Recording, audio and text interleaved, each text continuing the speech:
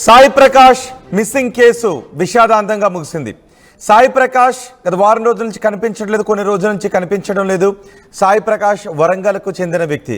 Sai Prakash phone చివరి signal పాలకులలో కనిపించింది. ఆ తర్వాత అక్కడ అతని ఫోన్ స్విచ్ ఆఫ్ అయింది. అప్పటి నుంచి సాయి ప్రకాష్ కోసం అన్ని చోట్ల పోలీసులు గాలిస్తూనే ఉన్నారు. అయితే కొన్ని అనుమానాలు కూడా వ్యక్తమయ్యాయి.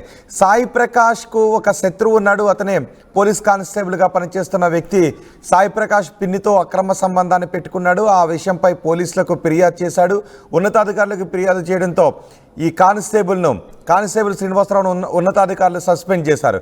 కాబట్టి శ్రీనివాసరావు పగబట్టి సాయి ప్రకాష్ని చంపడానికి రెక్కి నిర్వహిస్తున్నాడు అనే సమాచారం ఉంది.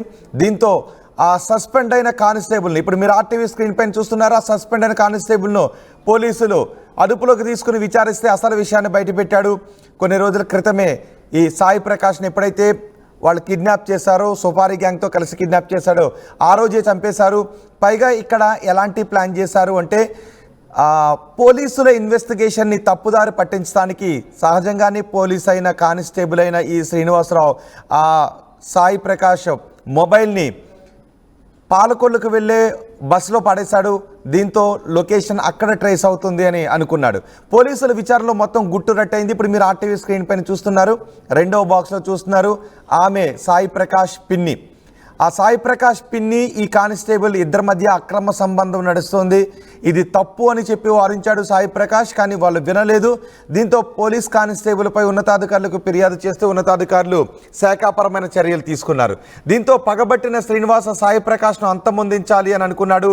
వివాహేతర సంబంధానికి అడ్డొస్తున్నాడు అని, తన ఉద్యోగానికి తను సస్పెండ్ కావటానికి కారకుడయ్యాడు అని అడ్డు తొలగించుకోవాలని సుపారీ గ్యాంగ్తో కలిసి హత్య చేయించాడు ఈ శ్రీనివాసరావు. అయితే ఈ హత్యలో పిన్ని నిర్మల హస్తం కూడా ఉంది అనే తెలుస్తోంది.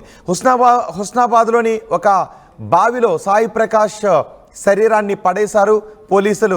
ఆ శరీరాన్ని కూడా స్వాధీనం చేసుకున్నారు. ఈ నెల 15వ తారీఖున అర్ధరాత్రి చంపి ఉంటారు అనే అనుమానాన్ని వ్యక్తం చేస్తున్నారు. మొత్తం విషయం తెలియడంతో నిర్మలపై వెంకటాపురం గ్రామస్తులు ఉగ్ర రూపాన్ని చూపించారు. ఇప్పుడు ఆ దృశ్యాలు కూడా మీకు ఆర్టీవీ స్క్రీన్ పైన చూపిస్తున్నాం. ఒకసారి మీరు మొదటి బాక్స్లో చూపిస్తున్న దృశ్యాలు. ఎప్పుడైతే సాయి ప్రకాష్ చనిపోయాడు అని అతని చావుకు పిన్ని మోజులో ఉన్న కానిస్టేబుల్ శ్రీనివాస కారణమని అనుకున్నారో ఆ క్షణం ఆ గ్రామస్తులు, ఆ కుటుంబ సభ్యుల ఆగ్రహం కట్టలు తెంచుకుంది. దీంతో పోలీస్ కానిస్టేబుల్ మోజులో ఉండి కొడుకు వరసయ్యే ఆ సాయి ప్రకాష్ను మరణానికి కారణమైందో, సాయి ప్రకాష్ హత్యకు కారణమైందో ఆ పిన్నిని కొట్టడానికని ఆగ్రహంతో తరుముకుంటూ వెళ్ళారు.